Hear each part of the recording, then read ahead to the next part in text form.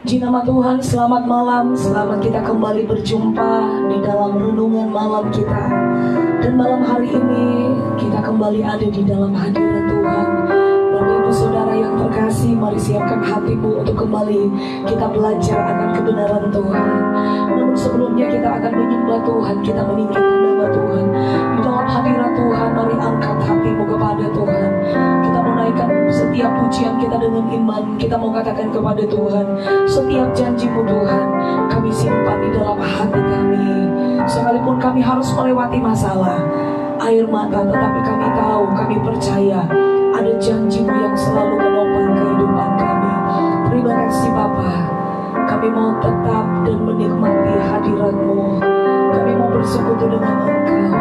Bawa kami untuk senantiasa menikmati dan merenungkan akan kasih setia-Mu di dalam hidup kami. Haleluya. Setiap janji-Mu Tuhan, ku simpan dalam lubuk hatiku.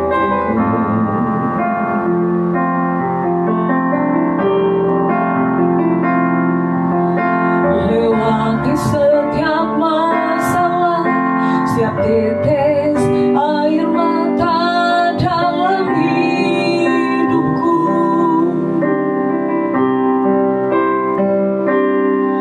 Janji-Mu menopang hidupku, kasih-Mu menuntun langkahku dalam setiap waktu.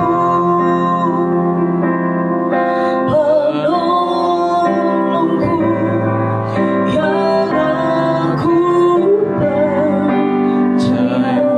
Sekali lagi, di dalam kesungguhan hatimu katakan pujian ini. Setiap janji-Mu Tuhan, ku simpan dalam lubuk hatiku.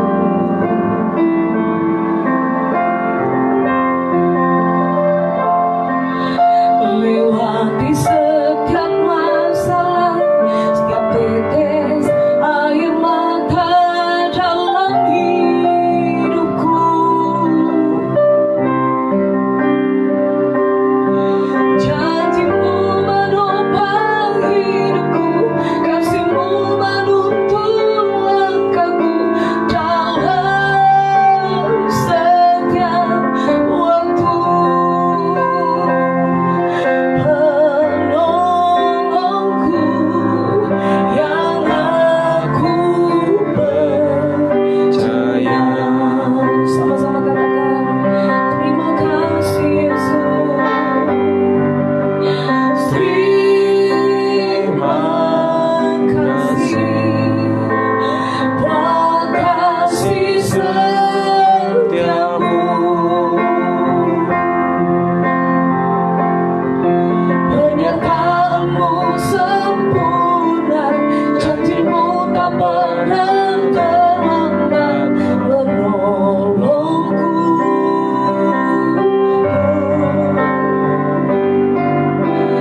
Terima kasih, ku berterima kasih.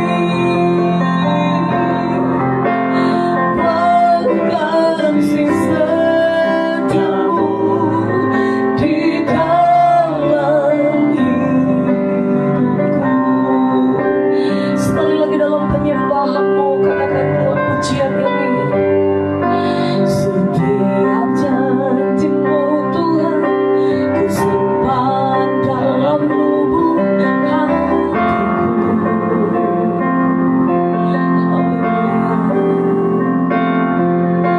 Lewati setiap masalah, setiap tetes air mata dalam hidupku.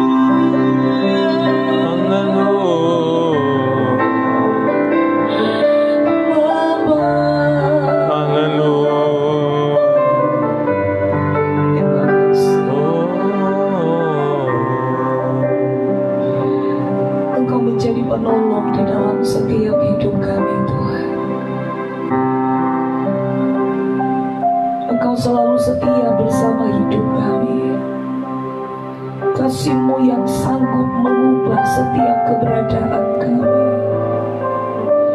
Kami percaya Tuhan, janji-Mu, pertolongan-Mu itu tidak pernah terlambat di dalam setiap hidup kami, Bapa.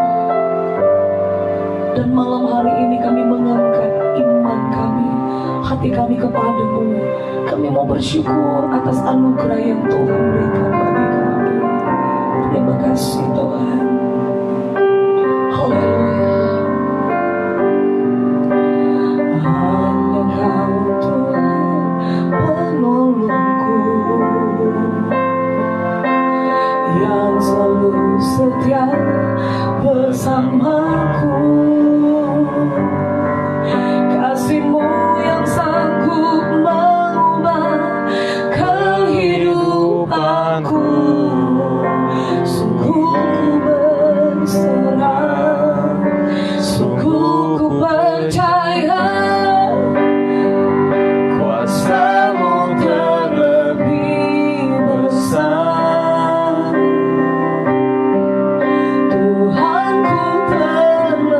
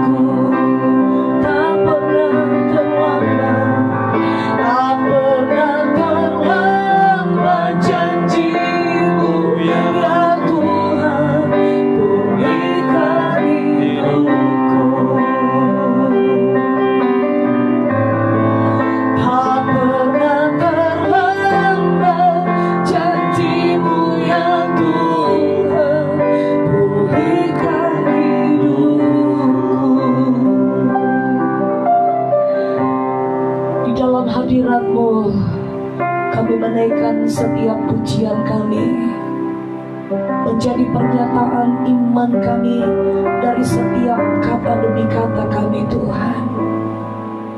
Kami tahu waktu-Mu tidak pernah terlambat untuk memulihkan dan menolong setiap hidup kami Bapa.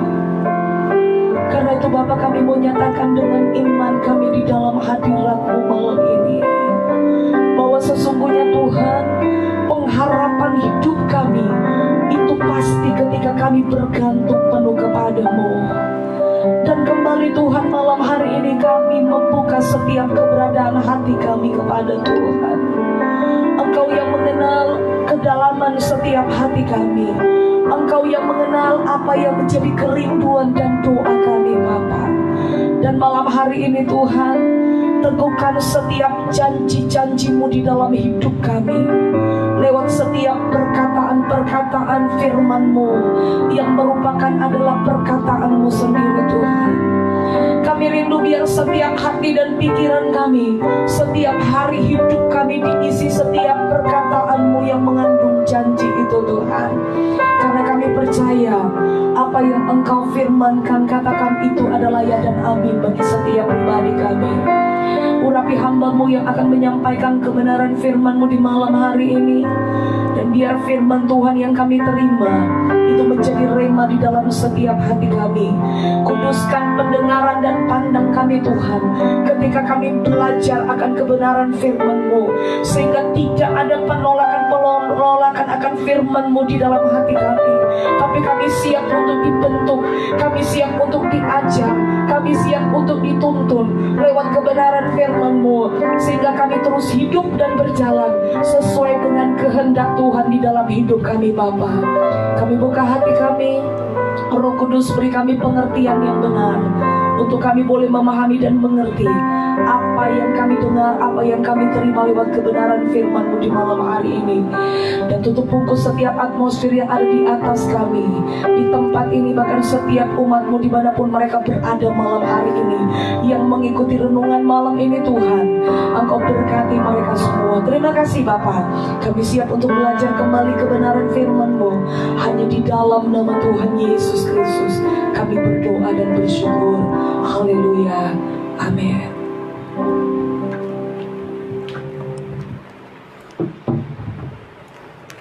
Puji Tuhan, malam hari ini kita kembali bersyukur kepada Tuhan, berapa yang dikasih oleh Tuhan, seluruh jemaat Tuhan, bahkan semua kita yang ada pada saat malam hari ini bersama-sama dalam perenungan malam kita pada malam hari ini. Dan hari ini tanggal 1 Juli tahun 2020 kita sudah sampai di Kisah Rasul pasal yang ke-20, bagian yang kedua. Kalau kemarin semalam kita lihat dari ayat 1 sampai yang ke-16, maka sekarang ayat 17 sampai yang ke-38. Saudara-saudaraku yang dikasih oleh Tuhan, pada bagian ini dalam perikop yang ditulis di sini adalah perpisahan Paulus dengan para penatua di Efesus. Ya, jadi setelah sekian waktu lamanya Paulus melayani jemaat Tuhan yang ada di Efesus, para murid yang ada di Efesus. Ya, kalau kita perhatikan, baca di situ itu selama lebih 3 tahun. Ya, 3 tahun lamanya Paulus bersama-sama dengan mereka di sana. Dan setelah 3 tahun, maka berikutnya Paulus mengadakan perpisahan dengan para penatua. Dan kalau kita baca dan kita perhatikan, inilah perpisahan yang begitu berat, ya, baik kepada Paulus maupun juga kepada para penatua yang ada di Efesus. Ya, sampai di situ kata firman Tuhan bahwa maka menangislah mereka semua terseduh-seduh, ya, dan sambil memeluk Paulus mereka berulang-ulang mencium dia. Mereka sangat berduka cita terlebih-lebih karena ia katakan bahwa mereka tidak akan melihat mukanya lagi, lalu mereka mengantar dia ke kabar. Nah, saudara yang dikasih oleh Tuhan, bahwa begitu beratnya perpisahan ini yang dilakukan oleh Paulus dan penatua yang ada di Efesus. Nah, saudara, kalau kita perhatikan, tentunya kita akan bertanya kenapa sampai begitu beratnya ya ketika terjadi perpisahan ya antara Paulus dengan penatua yang ada. Pastilah saudaraku yang terkasih, kalau misalnya seorang yang mau misalnya seperti Paulus meninggalkan mereka dan mereka begitu berat melepaskan, baik juga Paulus yang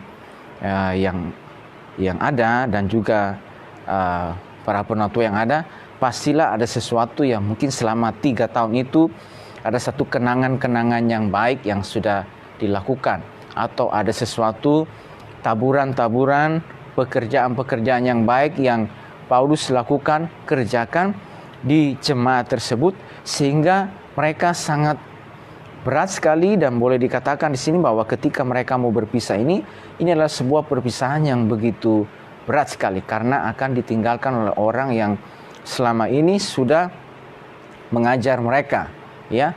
Dan kalau kita baca saudara di situ bahwa di ayat yang ke-31, sebab itu berjaga-jagalah dan ingatlah bahwa aku 3 tahun lamanya siang malam dengan tiada berhenti-hentinya menasihati kamu masing-masing dengan mencucurkan air mata. Saudaraku perhatikan di sini bahwa Paulus menyampaikan apa saja yang dilakukan, dikerjakan selama 3 tahun dia ada bersama-sama dengan jemaat yang ada di sana.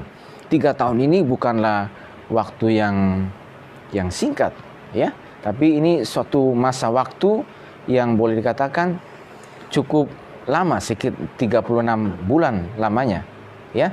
36 bulan kalau pada hari ini kita menghitungnya 36 bulan, 3 tahun lamanya. Dan saudaraku di situ bahwa selama waktu tersebut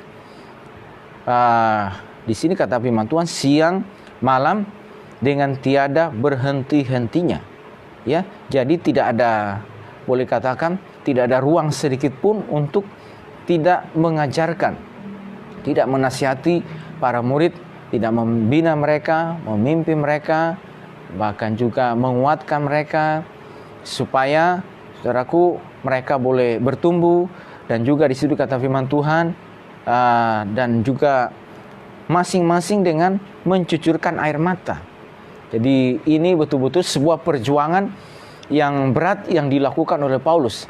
Bagaimana dia ada di sana, bagaimana ketika dia pertama kali di Efesus, lalu di situ dikatakan seperti yang kita baca kemarin, ketika dia ada di daerah pedalaman dan tiba di Efesus, maka dia berjumpa dengan 12 orang ya, 12 orang yang pada saat itu ketika menumpangkan tangannya atas mereka mereka dipenuhi dengan Roh Kudus. Dan sesudah itu kita lihat selanjutnya tidak hanya berhenti sampai situ, lalu diberitakan firman Tuhan bahwa dia mengunjungi rumah ibadat selama 3 bulan dan mengajar dengan berani.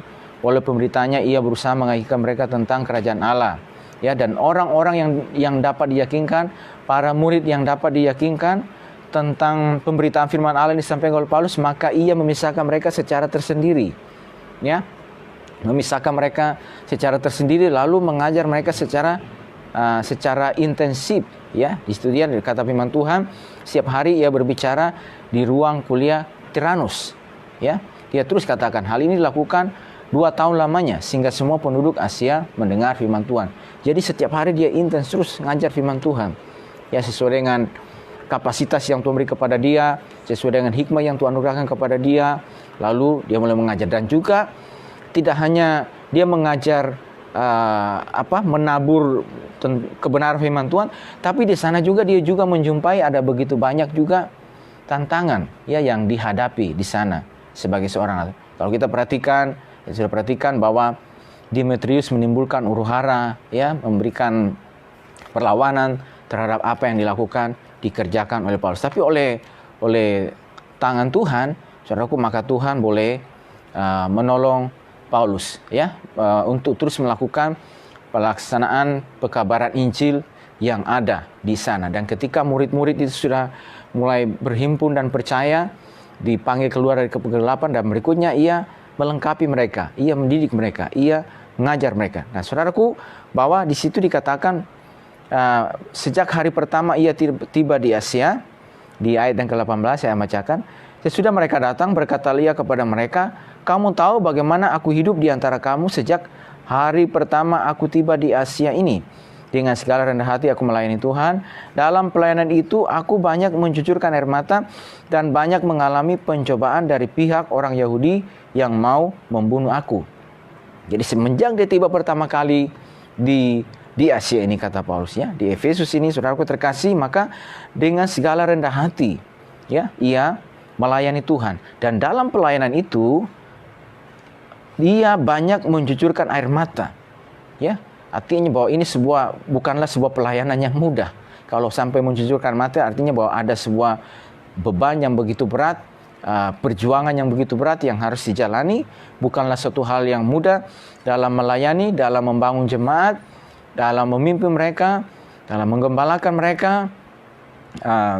dalam mengajarkan ajaran-ajaran kebenaran firman Tuhan. Bukanlah satu hal yang mudah, yang gampang, yang dilewati oleh Paulus. Sehingga dia mengatakan bahwa banyak mencucurkan air mata dan juga banyak mengalami pencobaan dari pihak orang Yahudi yang membunuhnya. Sungguh pun demikian, saudara terkasih, maka ia tetap melayani mereka. Ia tetap menjalankan setiap tugas yang Paulus tahu dia harus lakukan, dia harus kerjakan. Nah, saudaraku, bahwa dapat kita katakan bahwa selama waktu tersebut, selama 3 tahun, Paulus ini bekerja dengan giat di Efesus, ya, mengajar, menasihati, ya, para murid mereka yang diselamatkan, bahkan 12 orang yang tadinya ketika dia berjumpa dengan mereka, lalu mereka diajarkan tentang baptisan, dan sesudah itu mereka menerima Roh Kudus ketika Paulus menumpangkan tangan mereka. Lalu dia terus mengajar selama 2 tahun dalam kesetiaan, mengajar para murid yang telah menjadi percaya, yang dipisahkan di ruang kuliah Tyrannus, ya. Jadi mengajar, menasihati, mendampingi mereka, dan juga memproteksi mereka dari berbagai macam, ya, serangan-serangan, ajaran-ajaran yang tidak benar. Dan juga misalnya kalau kita lihat, seperti kita perhatikan tentang misalnya juga penyembahan berhala yang ada pada saat itu, yang bisa saja juga menarik mereka untuk kembali kepada hidup yang lama, karena beberapa di antara mereka adalah berlatar belakang dari pernah melakukan praktek sihir, tapi sudah itu mereka diselamatkan dan mereka membakar semua kitab-kitab sihirnya. Tetapi sesudah mereka diselamatkan, bahwa ancaman untuk kembali itu saja masih pasti ada ancaman, dan karena itu perlu diajar, perlu dimuridkan, perlu didoakan, perlu terus dilengkapi mereka supaya mereka ini betul-betul menjadi orang yang kuat, ya, di dalam firman Tuhan. Dan itu sebabnya bahwa ia bekerja, melayani, dan tidak melalaikan apa yang berguna bagi mereka, ya. Kalau kita perhatikan juga dan kita baca dalam pembacaan ini, ia melayani baik di muka umum maupun dalam perkumpulan di rumah mereka, ya. Jadi artinya bahwa baikkah di antara orang banyak dan juga misalnya dalam jumlah yang sedikit, ia tetap melayani, ya. Ia tetap melayani mereka, ya, dan tidak melalaikan. Di situ dikatakan di ayat yang ke-20, sungguh pun demikian aku tidak pernah melalaikan apa yang berguna bagi kamu. Semua ku beritakan dan ku ajarkan kepada kamu, baik di muka umum maupun dalam perkumpulan di rumah kamu. Ayat 21, aku senantiasa bersaksi kepada orang-orang Yahudi dan orang-orang Yunani, supaya mereka bertobat kepada Allah dan percaya kepada Tuhan kita Yesus Kristus. Ya, di sini bahwa ia tidak melalaikan apa yang berguna bagi mereka, bagi para penatua ini, ya, ketika akan mengadakan perpisahan dengan mereka. Baru saat firman Tuhan, baik di muka umum maupun dalam perkumpulan di rumah mereka, ya, dalam perkumpulan atau dapat dikatakan baikkah dalam jumlah yang banyak ataupun juga dalam jumlah sedikit, ia tetap mengajar mereka. Ia tetap menyampaikan firman Tuhan kepada mereka. Ia tetap tidak melalaikan, ya, kewajibannya untuk apa yang berguna bagi mereka, ya. Jadi artinya bahwa ada banyak perbuatan benar dan baik yang Paulus ajarkan, yang ditanam di Efesus, ya. Ada sesuatu taburan yang begitu banyak yang telah ditabur sana, pekerjaan yang baik, dan juga di situ dia tidak hanya menabur yang baik, yang benar, tetapi juga di situ saudaraku yang terkasih bahwa ibaratnya juga ada begitu banyak juga pengorbanan, ada tantangan, ya, cucuran air mata yang dilakukan demi untuk bertumbuhnya, demi untuk jemaat yang ada di Efesus ini, para murid ini, mereka boleh mengenal Tuhan, mereka boleh kuat di dalam Tuhan. Mereka menjadi orang-orang percaya yang tidak diombang-ambingkan oleh rupa-rupa angin pengajaran. Bahkan mereka yang telah dipilih, yang keluar daripada kegelapan, dari berlatar belakang pernah melakukan praktek sihir, ketika mereka telah dipanggil. Itu saya katakan bahwa potensi untuk kembali ke sana itu selalu ada. Ya, dan juga saudaraku, kesempatan, karena di Efesus juga Paulus mengatakan bahwa janganlah beri kesempatan kepada iblis. Ya, bahwa ada panah-panah api dari si jahat. Karena itu berdoalah setiap waktu dalam roh. Berarti potensi atau artinya kesempatan untuk kembali kepada jalan mereka yang lama itu selalu ada. Dan manakala misalnya ada peluang, ada kesempatan, dan mereka tidak menutup peluang itu, kesempatan itu, maka iblis bisa mengambil keuntungan hidup mereka. Dan itulah sebabnya Paulus bekerja, melayani, menaburkan banyak kali sana, perbuatan yang benar, perbuatan yang baik, tidak melalaikan, ya, apa yang baik dan berguna bagi mereka, ya, dalam perjuangan. Atau juga dapat kita katakan bahwa ia mementor, melatih, mempersiapkan mereka untuk menjadi pelayan-pelayan Tuhan di Efesus, para penatua ini, ya. Atau artinya apa? Ada pengalaman suka, duka, air mata dalam pelayanan, ya. Dan artinya bahwa sudah begitu banyak pengalaman yang mereka jalani bersama-sama, dan ketika mau berpisah ini adalah sesuatu yang berat, karena ada begitu banyak taburan, ada begitu banyak hal yang telah dilakukan, ya, oleh Paulus. Dan artinya apa? Tanpa seorang utusan Tuhan, ya, yang diutus oleh Tuhan dan yang mempunyai hati untuk datang, maka mungkin saudaraku bahwa mereka ini, orang-orang ini akan terus selamanya tinggal dalam kegelapan. Atau dapat dikatakan ceritanya akan menjadi berbeda. Tetapi oleh karena ada seorang yang Tuhan beri hati, oleh karena ada seorang yang diutus oleh Tuhan, oleh karena ada seorang yang memberi hidupnya, saudaraku yang terkasih, maka dia datang merelakan hidupnya, ya, untuk berjuang di sana, untuk menabur di sana dalam segala macam tantangan, kesulitan yang dihadapi. Bahkan sebagai seorang yang telah dilengkapi oleh Tuhan, maka dia sekarang apa yang ada pada dia diajarkan, ya, kepada jemaat. Ini saya katakan bahwa ia mementor, melatih, mempersiapkan mereka untuk menjadi pelayan-pelayan Tuhan di Efesus, ya, khususnya kepada para penatua ini. Nah, saudaraku, mari coba akan kita lihat, saudaraku yang terkasih, bahwa ini adalah perpisahan Paulus dengan para penatua di Efesus. Nah, tentunya kita akan juga bertanya, siapakah para penatua ini? Ya, para penatua ini kalau kita perhatikan di situ di perikopnya, perpisahan Paulus dengan para penatua di Efesus. Karena itu, ayat 17, karena itu ia menyuruh seorang dari Miletus ke Efesus dengan pesan supaya para penatua jemaat datang ke Miletus. Ya, sudah mereka datang, berkatalah ia kepada mereka, kamu tahu bagaimana aku hidup di antara kamu sejak hari pertama aku tiba di sini. Saudaraku, dari catatan yang saya baca dari Matthew Henry, komentari, dia berkata bahwa Paulus sengaja tidak datang ke Efesus karena Paulus khawatir bahwa para penatua ini tidak akan membiarkan Paulus untuk meninggalkan mereka.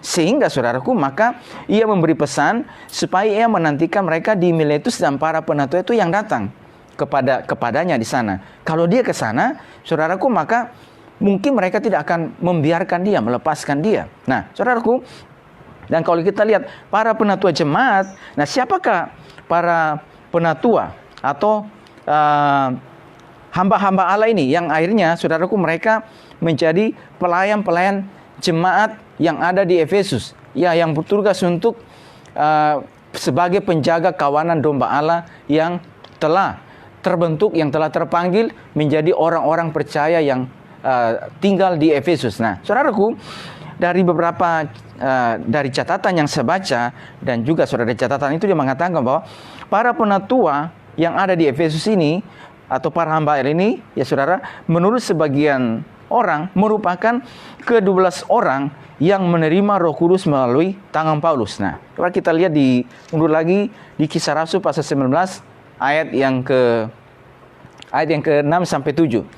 Dan ketika Paulus menumpangkan tangan di atas mereka, turunlah Roh Kudus ke atas mereka, dan mulailah mereka berkata-kata dalam bahasa roh dan bernubuat. Ayat 7.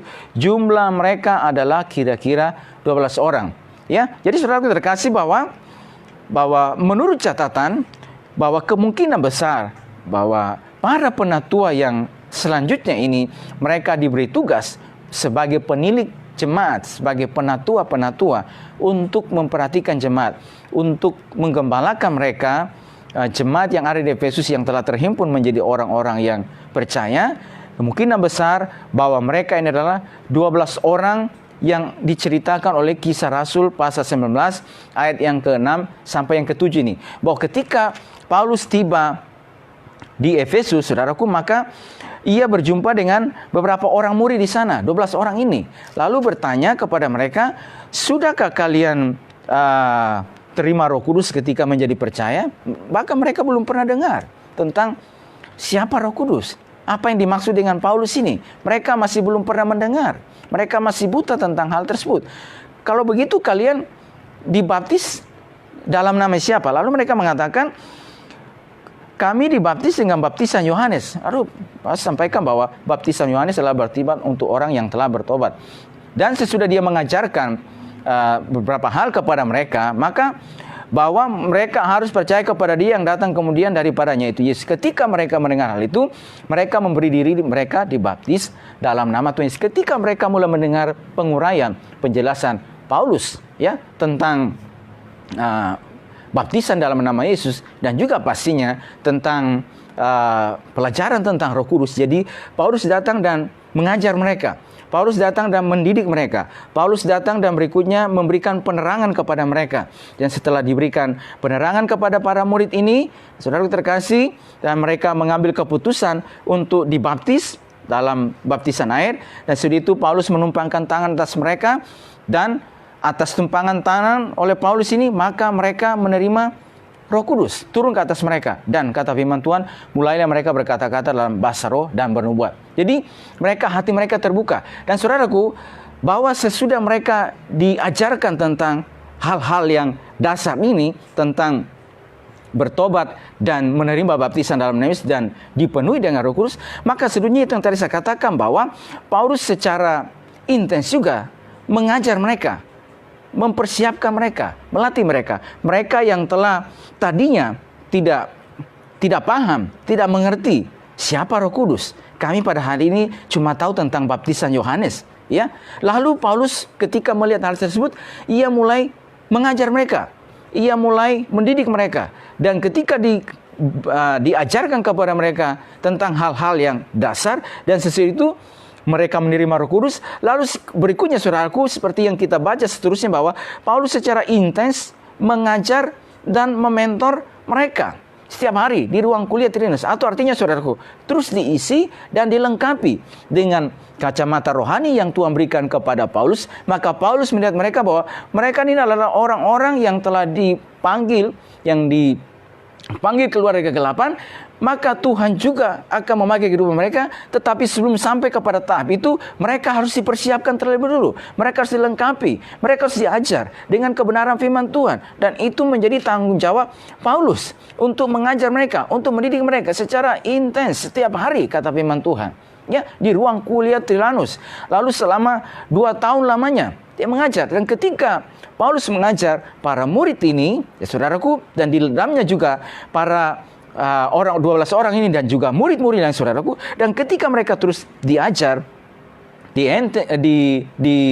dipersiapkan, dilatih atau di mentor, saudaraku yang terkasih, maka akhirnya saudaraku, seiring berjalannya waktu selama 3 tahun mereka berjalan bersama-sama, mereka berada bersama-sama, dan Paulus langsung mendidik mereka juga saudaraku.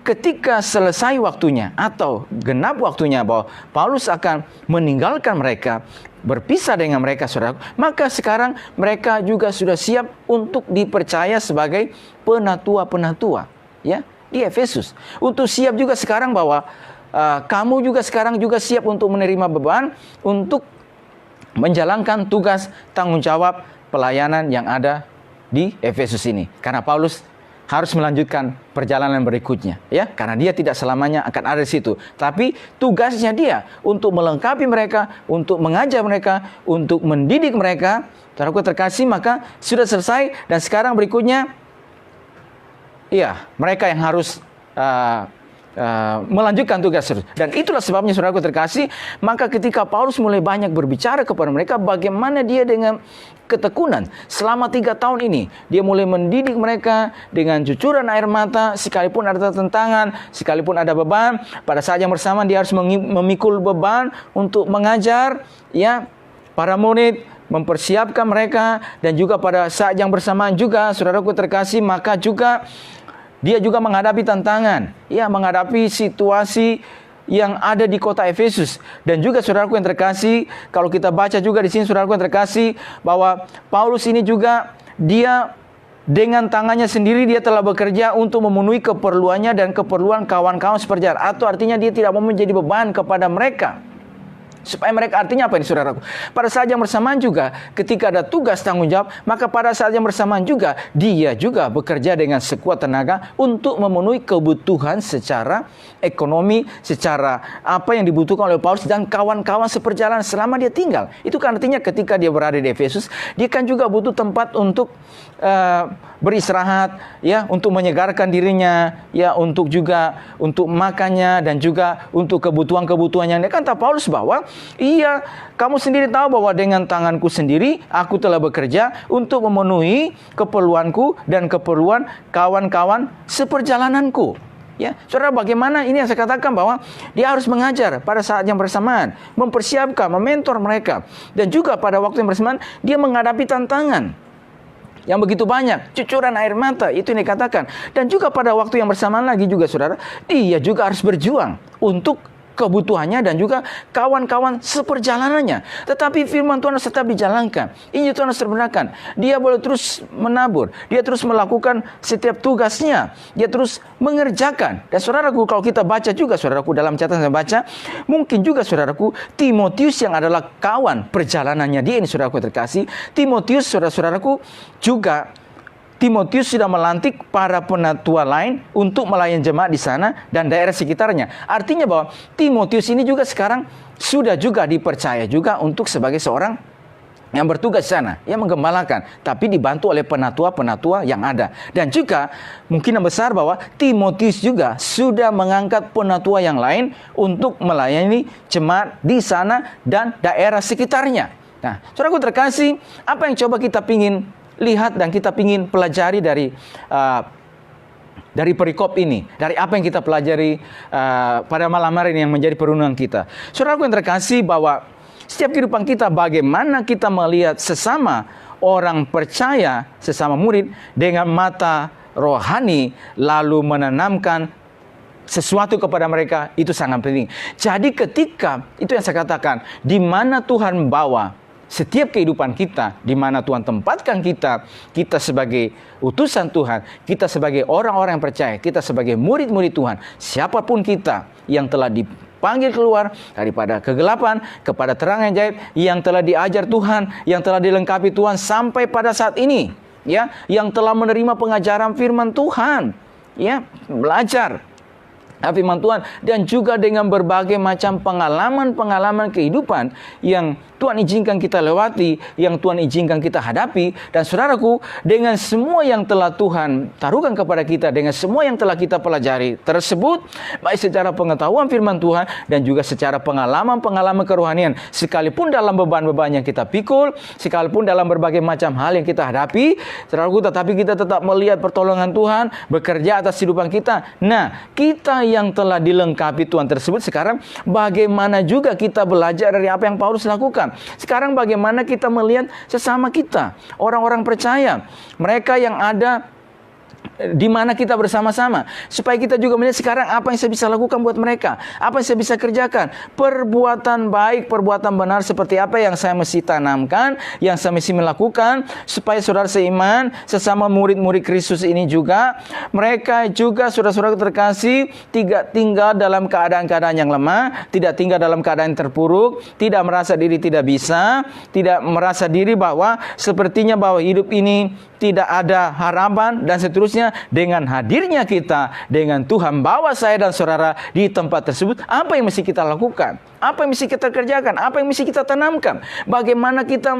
menjadi orang percaya juga yang ikut mementor, mempersiapkan setiap hidup mereka juga, supaya mereka juga bersama-sama juga dalam tugas dan panggilan, dan juga mereka boleh mengetahui bahwa ada tugas, ada misi Tuhan atas setiap hidup mereka.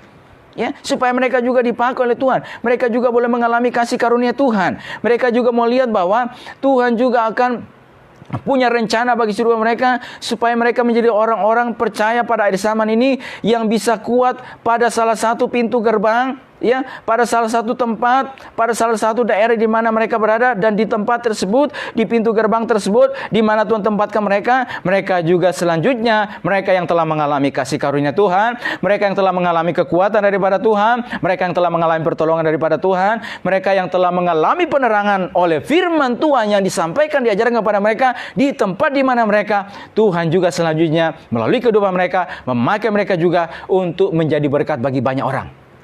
Ya, untuk menjadi alat Tuhan. Karena saudaraku yang terkasih dan khusus, sebagaimana yang dilakukan oleh Paulus ini, ya, bahwa dia betul-betul mengajar mereka, mendidik mereka, ya, dari latar belakangnya itu yang kita katakan bahwa mereka yang tadinya hanya tahu soal baptisan Yohanes, Roh Kudus mereka belum pernah dengar, ya, dan ketika mereka mulai dididik, diajar, diberikan penerangan firman Tuhan, lalu mereka mulai menerima apa yang Paulus katakan, dan selanjutnya setelah mereka menerima, mereka berikutnya diajar, ya, dilengkapi, ya, dimentor, supaya mereka juga boleh siap-siap juga pada waktunya menanggung juga, ya, bersama-sama juga ikut memikul beban tanggung jawab dalam tugas pelayanan pekerjaan Tuhan. Saudara yang terkasih, itu saya katakan, hadirnya kita ada di mana Tuhan bawa kehidupan kita. Apa yang kita mesti lakukan di tempat di mana kita berada? Bagaimana kita melihat, saudara-saudara terkasih, tempat tersebut, daerah di mana kita berada, dengan kacamata Tuhan. Hadirnya kita sebagai apa di sana? Dan itu yang kita pelajari pada titik ini, bahwa ketika Paulus hadir di mana, maka ia meneguhkan jemaat, ia menguatkan mereka, supaya mereka tidak tinggal dalam kebimbangan. Mereka tidak tinggal dalam keadaan-keadaan yang dikuasai oleh keraguan-raguan, ya, dikuasai oleh keadaan, tetapi mereka boleh bangkit dan mengatasi setiap keadaan yang ada. Dan itu juga yang harusnya kita sebagai orang percaya. Hadirnya saya dan saudara, kita yang telah dikuatkan oleh Tuhan, kita yang telah menerima kekuatan rohani daripada Tuhan, hadirnya saya juga, hadirnya juga setiap kehidupan kita, saudaraku, di mana Tuhan bawa kehidupan kita, berarti kita juga membawa misi Tuhan, memberikan kekuatan-kekuatan rohani kepada sesama rekan orang-orang percaya, sesama murid Tuhan, supaya mereka tidak tinggal dalam keadaan-keadaan mereka. Ya, Tuhan juga memakai kehidupan kita, supaya tempat di mana kita berada, saya katakan, baiklah di lingkup yang kecil, di mana Tuhan bawa kita, di lingkup yang sedang ataupun yang besar, di mana saja hadirnya kita, saudaraku terkasih, bahwa hadirnya saya dan saudara, kita melihat sesama kita, kita melihat sesama murid Tuhan, kita melihat orang-orang bersama kita itu dengan kacamata rohani.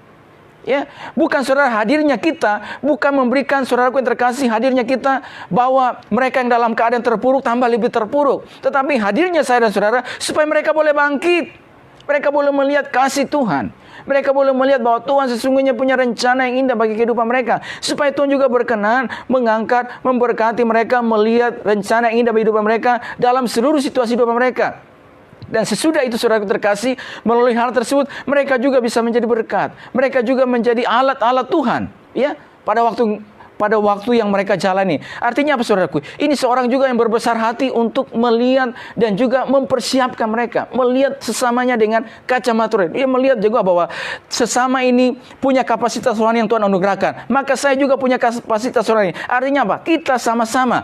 Tuhan bisa memakai engkau dalam bidang ini, memberkati engkau dalam bidang ini, dan selanjutnya Tuhan bisa engkau memakai dalam bidang tersebut. Saya dipakai oleh Tuhan dalam bidang ini, rekan yang lain dipakai oleh Tuhan dalam bidang ini, karena ada begitu banyak, saudaraku yang terkasih, bidang-bidang yang membutuhkan pelayanan setiap kehidupan kita. Dan artinya apa juga, saudaraku? Perlu ada orang-orang yang memiliki hati Tuhan, hati Kristus untuk melihat sesamanya. Orang-orang yang percaya, itu mereka juga menjadi alat Tuhan bagi seluruh mereka. Dan itu yang dilakukan, itu yang dikerjakan oleh Paulus. Ya, di tempat di mana Tuhan bawa dia. Dan akhirnya setelah waktu selesai, saudaraku yang terkasih, di tempat tersebut, maka saudaraku terkasih, jemaat tersebut dia tidak tinggalkan dalam keadaan yang tidak ada yang menjadi penatua, tidak ada yang menggembalakan mereka. Tetapi saudaraku terkasih, meninggalkan bahwa ada penatua-penatua di sana, ada yang menggembalakan karena mereka telah dipersiapkan oleh Tuhan. Nah, saudaraku terkasih, bahwa setiap kehidupan kita sebagai orang yang percaya, ada panggilan Tuhan yang berbeda-beda atas kehidupan kita. Saudaraku, supaya kita kuat dalam salah satu bidang.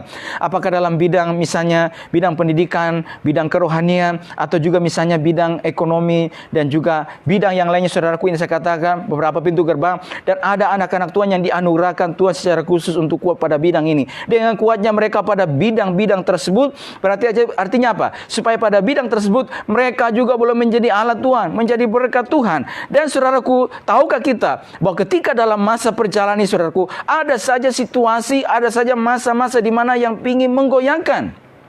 Dan itu juga artinya perlu ada hadirnya setiap kita sebagai orang yang percaya untuk juga menjadi kekuatan bagi mereka. Itu yang saya katakan, bahwa kita tidak pernah tahu. Bisa saja, saudaraku, orang-orang yang seberapa yang Tuhan anugerahkan kepada kita untuk kita ajarkan firman Tuhan, untuk dididik, saudaraku, kita tidak pernah tahu. Bisa saja di waktu yang ke depan Tuhan akan memakai mereka pada bidang-bidang tersebut. Karena itu, saudaraku terkasih, kita perlu persiapkan dengan kacamata rohani untuk mendidik mereka, menanamkan sesuatu, menaruh kebenaran firman Tuhan, ya, supaya mereka kuat dalam Tuhan. Dan selanjutnya Tuhan yang akan turut campur tangan bekerja. Dan itu yang seperti kita pelajari bersama-sama, bahwa ketika Paulus dengan intens mengajar firman Tuhan kepada para murid, maka kuasa Tuhan bekerja di sana.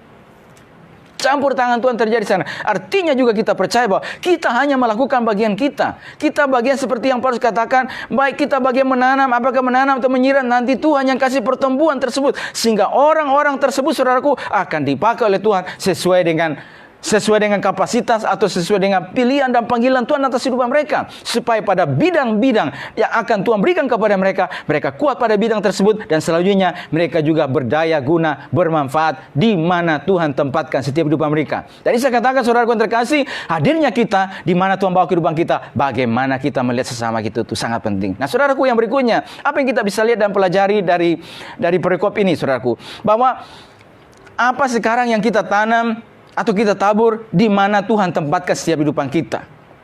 Saudaraku, bahwa ketika kita menanam sesuatu yang baik dan yang benar, tentunya saudaraku yang terkasih, maka kita juga akan, anugerah Tuhan akan melihat, saudaraku, apa yang Paulus tanam di tempat tersebut, sehingga para penatua ini begitu berat untuk melepaskan mereka, bahkan sampai mereka menangis. Ya, saudaraku, berarti ada sesuatu nilai yang baik yang telah ditanam, sehingga mereka begitu dicintai oleh para penatua ini. Bahwa orang ini, saudaraku yang terkasih, mengorbankan hidupnya, ya, untuk pelayan, dan mereka yang tadinya tinggal dalam keadaan yang gelap, tapi sekarang Tuhan membawa Paulus, dan sekarang pakaian mereka yang lama, ya, digantikan dengan pakaian yang baru. Hidup mereka yang lama, yang dalam dosa, yang dalam keadaan yang gelap, dalam perbuatan yang tidak mengetahui kebenaran, ya, dalam buta secara rohani, dan juga dalam kegelapan oleh karena melakukan perbuatan sihir di sana, saudaraku. Dan sekarang Paulus datang sebagai utusan Tuhan, melepas semua pakaian lama mereka itu dan menggantikan dengan pakaian yang baru. Mereka diangkat dari keterpurukan kepada kehidupan yang baru. Dan sesudah kehidupan yang baru, sekarang mereka dilengkapi. Jadi Paulus menanam sesuatu yang benar di sana. Dia menaburkan sesuatu yang, saudaraku terkasih, yang betul-betul diingat dan dikenang, ya, oleh jemaat Tuhan, oleh para penatua yang ada di sana. Jadi saudaraku terkasih, apa yang coba kita juga ingin pelajari? Saudara, di mana kita berada? Apa yang kita tanam? Ya, apa yang kita tabur, apa yang kita kerjakan, perbuatan seperti apa yang kita tanam di tempat di mana Tuhan bawa setiap kehidupan kita, ya, supaya saudaraku yang terkasih, dengan perbuatan atau apa yang kita tanam itu, saudaraku yang terkasih, oleh anugerah Tuhan, Tuhan akan berikan pertumbuhan. Nah, kalau misalnya kita, saudaraku yang terkasih, kita baca di dalam surat penggembalaan, ya, yang Paulus tulis kepada Timotius mengenai syarat penilik jemaat, maka salah satunya itu adalah ia harus mempunyai nama baik di luar jemaat, ya, di mana dia berada. Artinya, saudaraku yang terkasih, sebagai seorang penilik jemaat, saudaraku terkasih, maka Sebagai seorang pendiri jemaat, dia harus mempunyai nama baik. Berarti orang ini, saudaraku yang terkasih, apa yang dilakukan, apa yang dikerjakan selama hidupnya itu. Ya, saya akan bacakan kepada kita yang Paulus sampaikan kepada Timotius. Ya, 1 Timotius pasal yang ketiga, ayat yang ke-7. Ini dalam perikopnya itu adalah syarat-syarat bagi penilik jemaat. Ya, ayat yang ke-7. Hendaklah ia juga mempunyai nama baik di luar jemaat, agar jangan ia digugat orang dan jatuh ke dalam jerat iblis. Ada banyak syarat-syarat yang ada di atas. Misalnya, calon pendiri jemaat harus orang yang tak bercacat, suami dari satu istri, dapat menahan diri, bijaksana, sopan, suka memberi tumpangan, cakap mengajar, bukan peminum, dan seterusnya. Baru disitu juga katakan bahwa ia mempunyai nama baik di luar jemaat. Ya, agar ia, saudaraku, kalau seorang mau supaya memiliki nama baik, berarti apa yang dikerjakan, apa yang ditabur, di mana dia berada. Kalau dia tabur sesuatu, perbuatan-perbuatan yang benar, perbuatan-perbuatan yang baik, bagaimana dia berguna, bagaimana ia di mana Tuhan bawa di rumah kita, maka itulah, saudaraku, orang akan mengenal. Ketika misalnya menyebutkan nama orang tersebut, maka orang mengenalnya, ini adalah orang yang baik yang telah menanam sesuatu yang baik di mana Tuhan bawa dia. Saudaraku terkasih, bahwa sekarang juga hadirnya saya dan saudara di mana Tuhan bawa kehidupan kita. Maka kebaikan-kebaikan apa yang Tuhan ingin supaya kita juga tanam, yang ingin juga Tuhan kita lakukan di mana.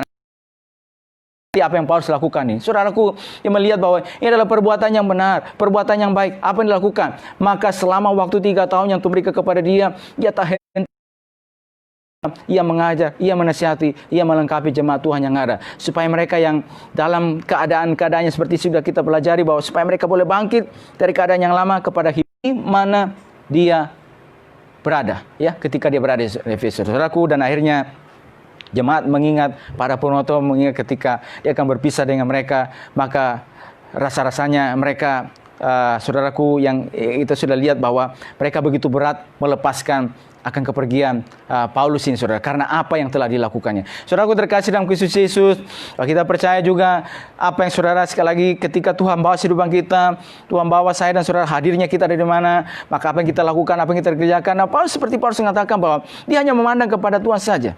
Dia hanya melihat kepada Tuhan bahwa apa yang ditabur, yang dikerjakan ini dari Tuhan lah yang akan menerima upah. Jadi kita memandang kepada Tuhan bahwa Tuhan yang akan mengupahi setiap apa yang saudara lakukan pada hari ini. Setiap apa yang kita kerjakan untuk Tuhan, untuk pekerjaannya, untuk domba-domba, untuk sesama kita, di mana Tuhan tempatkan kehidupan kita. Artinya apa? Selama waktu masih ada kesempatan bagi kita, selama kesempatan yang Tuhan beri kepada kita, itu artinya kita menanam apa? Kita menabur apa? Itu sangat penting. Sebab itu dengan kekuatan, pertolongan daripada Tuhan pada malam hari ini, semua kehidupan kita, saudara terkasih jemaat Tuhan, kita semuanya Tuhan bawa sampai pada hari ini, saudara, yang pada hari ini Tuhan terus menabur dalam kebaikan, menabur dalam kebenaran, di mana Tuhan bawa kita terus mohon kekuatan daripada Tuhan supaya Tuhan terus memampukan kita untuk terus melakukan hal-hal yang demikian, memegang teguh apa yang ada pada kita, memegang teguh setiap kepercayaan yang Tuhan telah berikan kepada kita, supaya kita terus menjadi alat Tuhan yang berguna untuk kemuliaan bagi nama Tuhan. Dan kita tahu ada pahala, ada upah yang menyertai kehidupan kita. Dan saudaraku, yang berikutnya yang terakhir kita pelajari adalah bahwa di sini kata firman Tuhan dari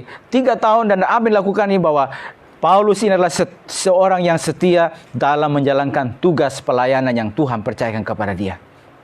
Ya, dia setia, bertanggung jawab, baik dari hal yang kecil, ketika berapa orang saja yang ada, dia ngajar.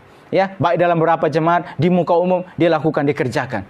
Dilakukan semua, ya, dan mulai mengajar mereka, memperlengkapi mereka. Saudara terkasih, saya ingin katakan juga ada kepercayaan Tuhan beri kepada setiap kehidupan kita, baik dalam jumlah yang kecil, dalam jumlah yang banyak, atau di mana saja, saudaraku. Mari kita lakukan, kerjakan semuanya, saudaraku terkasih.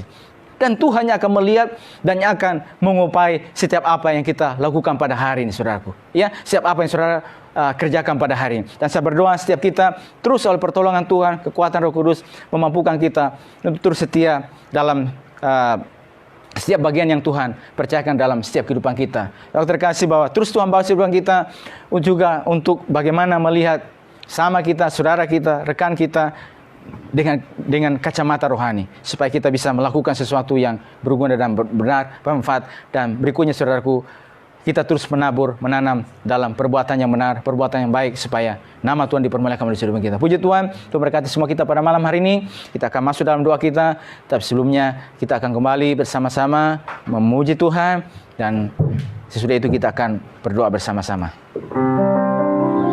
Puji nama Tuhan, kita telah belajar akan kebenaran firman Tuhan malam hari ini sebagaimana Rasul Paulus.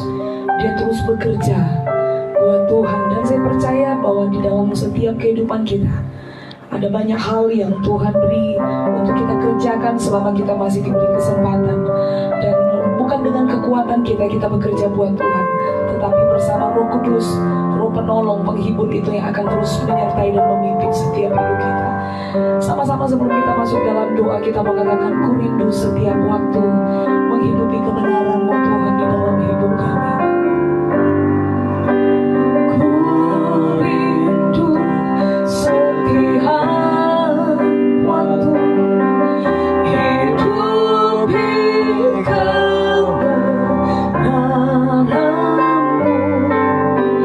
bukan dengan kuatku,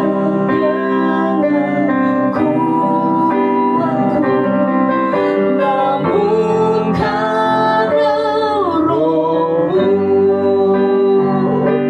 Yesuslah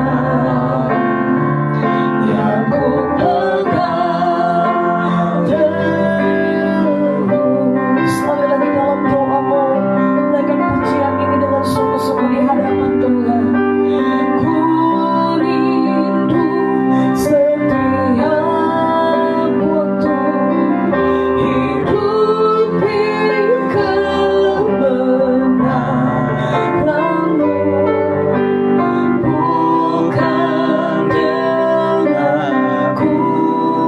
kuatku, namun karena Roh-Mu.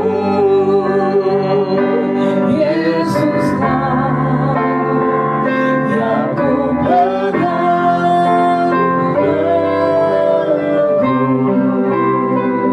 Sama-sama katakan, Engkau Tuhan, Engkaulah Tuhan,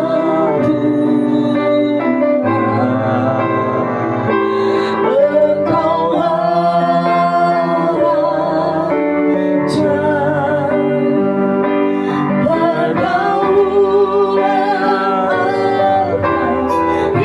hidupku, ku berserah penuh Engkau, Engkaulah Tuhan. Oh, Engkaulah Raja, berdaulat atas hidupku, ku berserah penuh. Sekali lagi, Engkaulah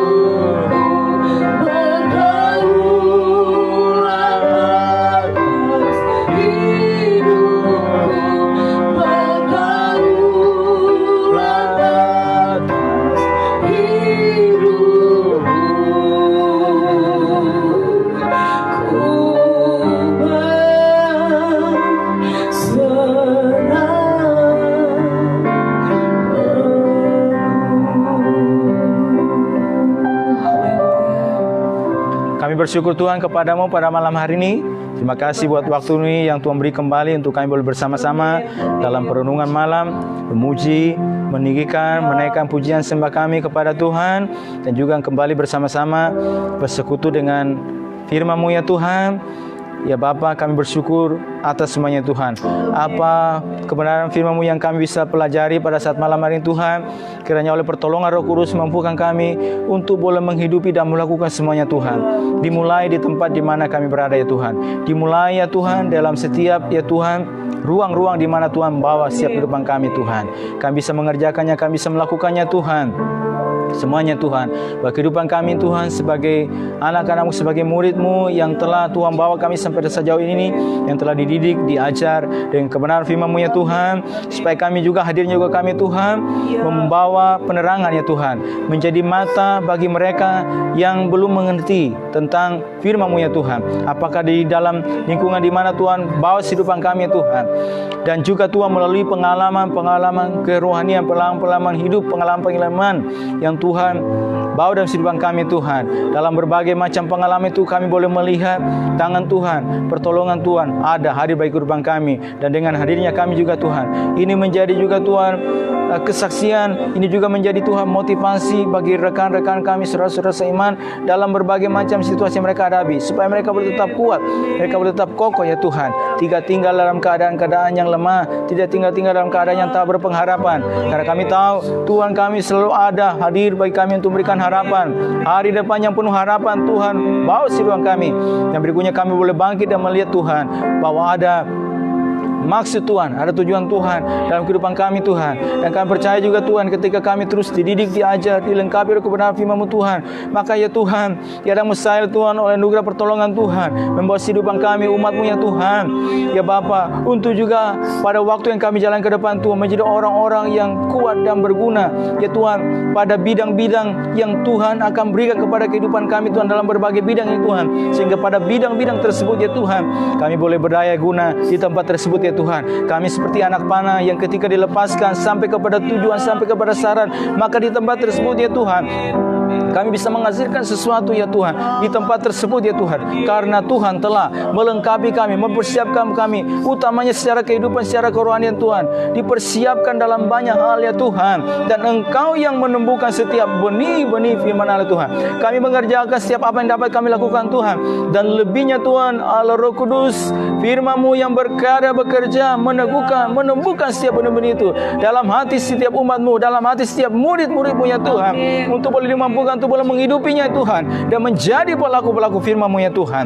Sehingga ya Tuhan, oleh anugerah Tuhan juga membawa kehidupan kami Tuhan, para murid-Mu, anak-anak-Mu, jemaat-Mu ya Tuhan, menjadi orang-orang yang akan Tuhan pakai, menjadi orang-orang yang berdaya guna dan bermanfaat di mana Tuhan akan tempatkan kehidupan kami Tuhan. Dan juga pada saat ini kami terus juga datang berdoa dan bersama-sama bagi bangsa kami Indonesia, terus menolong bangsa kami, pemerintahan kami ya Tuhan yang ada, pemerintahan presiden dan wakil presiden, supaya kepala pemerintahan, kepala negara Tuhan tolong.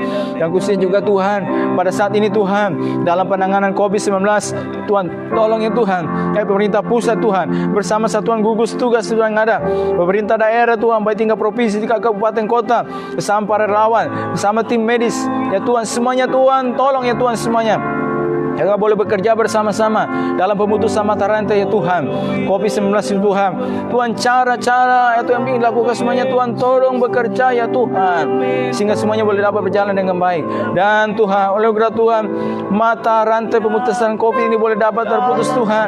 Dan ya Tuhan, sehingga aktivitas boleh masyarakat boleh berjalan kembali dengan baik ya Tuhan. Juga mereka ya Tuhan yang bekerja keras juga untuk mencari Tuhan vaksin atau apapun yang ingin lakukan Tuhan, tolong semuanya. Berkati juga tim medis ya Tuhan, para dokter ya Tuhan, para perawat ya Tuhan, tim relawan ya Tuhan, semua yang bekerja ya Tuhan sesuai dengan tanggung jawab mereka Tuhan, tolong semuanya Tuhan. Hingga pasien-pasien yang terawat Tuhan boleh mengalami juga kesembuhan dalam jumlah yang lebih besar. Tuhan tolong kami serahkan ke dalam tangan-Mu ya Tuhan. Terima kasih. Dan juga Tuhan pembukaan juga berapa teman sudah mulai buka new normal berdasarkan protokol kesehatan Tuhan, tolong ya Tuhan. Baik gereja-gereja-Mu juga ya Tuhan, dan semua yang sudah mulai berjalan semua juga Tuhan, tolong semuanya Tuhan, sehingga semua boleh berjalan dengan baik. Berkati hamba-hamba-Mu, berkati umat-Mu, berkati gereja-Mu ya Tuhan, berkati semua pelayan-pelayan-Mu ya Tuhan, bawa di mana mereka berada, kami serahkan semua ke dalam tangan Tuhan. Dan Engkau Tuhan menolong, mampukan mereka semua dalam melaksanakan setiap tugas dan jawab mereka semua. Terima kasih, kami bersyukur malam hari ini dan percaya Tuhan selalu memberkati kami semua, berkati seluruh umat-Mu, jemaat-Mu, bahkan semua ikut bersama-sama dengan kami dalam perenungan malam pada hari ini. Kami akhiri perenungan malam kami, Tuhan boleh memberkati kami semuanya Tuhan. Di dalam nama Tuhan Yesus Kristus kami bersyukur dan berdoa kepada Bapa di surga. Haleluya. Amin. Puji Tuhan, Tuhan berkati semua kita pada malam hari ini dan shalom.